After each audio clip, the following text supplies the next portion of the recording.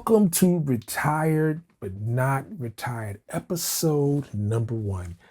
This podcast takes a deep dive into what it means to thrive in retirement and beyond. I'm your host, Prentice Lane Thompson. I am a multimedia professional. I am a business owner. I am a musician. I'm a music producer. I'm a lot of things, but I am semi-tired, but obviously far from slowing down. I spent my entire life around storytelling, around multimedia and creativity. And right now, at this moment, I'm enjoying life on my own terms right now. And if you're here, I guarantee that's why you're here too. So before we begin, make sure that you like, subscribe, review, leave a comment, share, hit the notification bell and the subscription bell to make sure that when it goes up, you know about it, because I want to make sure that you get all the information you needed for a successful journey, beginning, in the middle, wherever you at in the not there yet in retirement. And at the same time, I want us to go through this journey together. I am newly retired. I am, what is it? 8 months now? And I'm coming across so many things. So first of all, let me do this. If you see me looking down, it means I have not gotten my teleprompter yet. And I am making sure that I get all of my notes out to you. So this way, it's not uncomfortable when you see me looking down. I want you to know that I'm really, really here and I'm talking to you. All right, so let's explore something. Let's explore something fundamental and this incredibly personal. Fundamental, but incredibly personal. What might that be? It's your vision. It's your vision for an ideal retirement. It's about you, your vision, you for an ideal retirement. We're going to take a look at the vision of your vision of your life, understanding what truly makes you happy, setting actionable goals, staying adaptable, no matter what stage you're in. So, I want you to close your eyes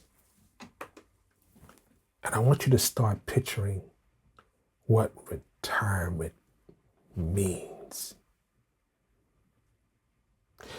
A lot of times when we hear the word retirement, we have visions of beaches, of golf courses, of relaxing at home. That might come to mind. But what does your heart really yearn for?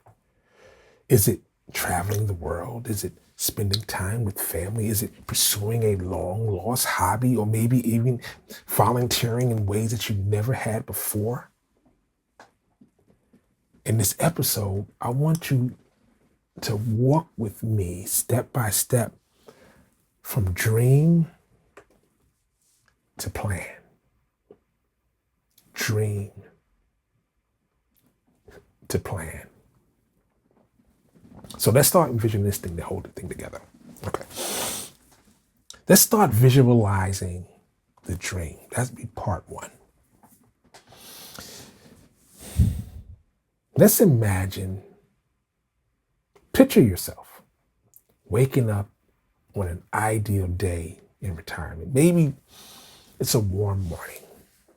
The sun is cast, soft light coming through your window, and you have the entire day ahead of you. What do you do first? Do you make a fresh pot of coffee? Do you take a walk? Are you breathing in the morning air? Do you head to the gym? This exercise is about tapping into what truly makes you happy. It's having the freedom to do whatever you want. For some, it could be as simple as spending time with your family, connecting with nature. Others, it's more adventurous, learning a new skill, which I'm completely in the middle of right now. Exploring new cities, or even taking up skydiving. Think about what would make you feel fulfilled. I mean, really, really dive into your mind, into your thinking, and said, what would really, really make you fulfilled? Some studies show that retirees that stay active and engaged tend to have a much higher sense of life satisfaction. In fact, according to a study in 2022, 78% of retirees who pursue their hobbies or engage in social activities report feeling happier and healthier. Happier and healthier. So in this vision, I want you to dream big. I mean, big. Those of you who are old enough to remember this cartoon called Gigantor, I'm really dating myself right now. Gigantor. Do not limit yourself. I want you to write it down. Don't pull out your phone. Don't type it into your laptop. No. Pen and paper. Write it down. Write down what you want, no matter how ambitious and no matter how simple. Because you know what it is? This is your vision. It's yours. So, part 2, let's identify the core values. Now that you have this vision, it's so important to dig deeper. It's why these elements make you happy. Let's talk about the values, the core value. What beliefs guide you, that give you life's purpose? What's truly important to you? For some, it might be freedom, the ability to decide to do whatever you want to do on a day. For others, with family, with close friends, all these things might be center stage to you. Understanding these values is key to creating retirement that feels right. Imagine if you value exploration, if that is one of your key values, your retirement plan revolves around staying at home most of the time? No, it doesn't. That could lead to a sense of restlessness. Or if your family, if family is at the heart of your happiness, a retirement spent far from your loved ones may not be as fulfilling as you hoped. These are things to think about. Here's a great exercise to pick these 3 core values. That's most important. Think about each one and consider how it plays out in your retirement dream. If freedom is one of them, for instance, you might want to have a flexible schedule with no fixed commitments. Or if creativity is a value, maybe your ideal retirement might involve painting, writing, producing a podcast of your own, kind of like this.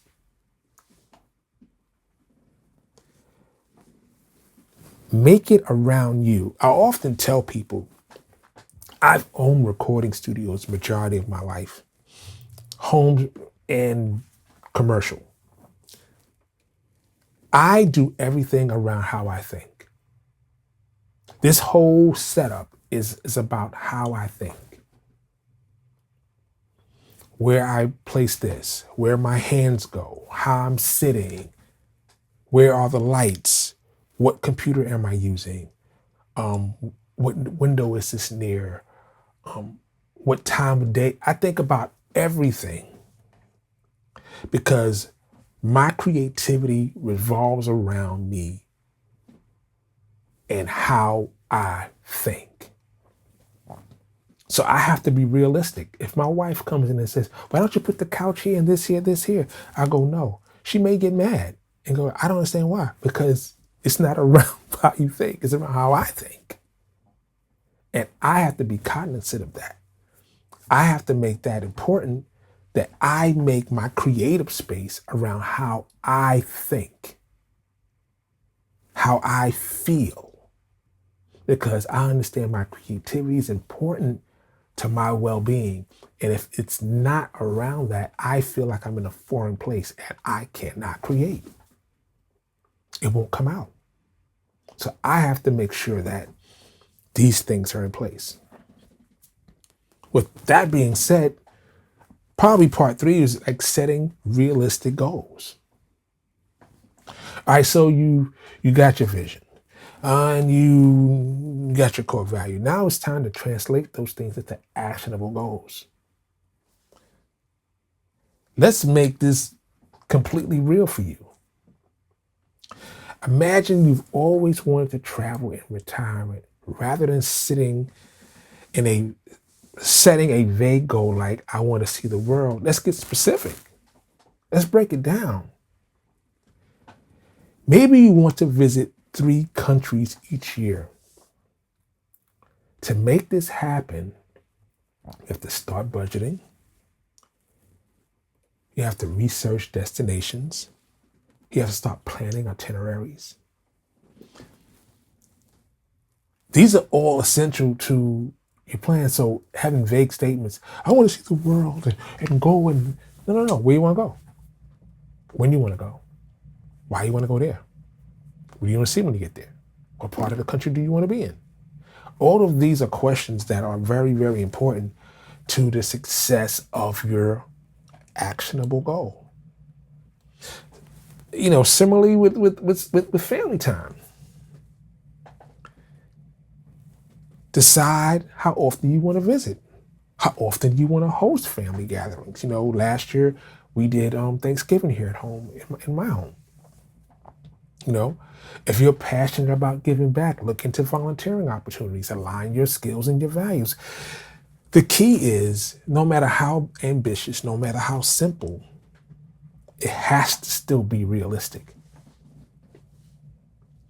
Studies show that setting achievable small goals, building them, can lead to 60% increase in personal satisfaction. Instead of a huge, daunting goal, break it into smaller steps. When you are eating a sandwich, the more bites you take, the smaller the sandwich gets, the more you digest. It's the same thing. I don't care if you're walking towards the bathroom door. If you take smaller steps, guess what? You're still closer. If you take a large step, guess what? You're still closer. So don't think of it as a race. It's a journey. Retirement is a journey. It's a journey, not a race. And if you need to pivot along the way, that's fine. That's called being adaptive. Which kind of leads me to my final point, which is revisiting and adapting the vision. The one thing I want to emphasize is that your vision isn't set in stone. Life is full of changes. Like I always say,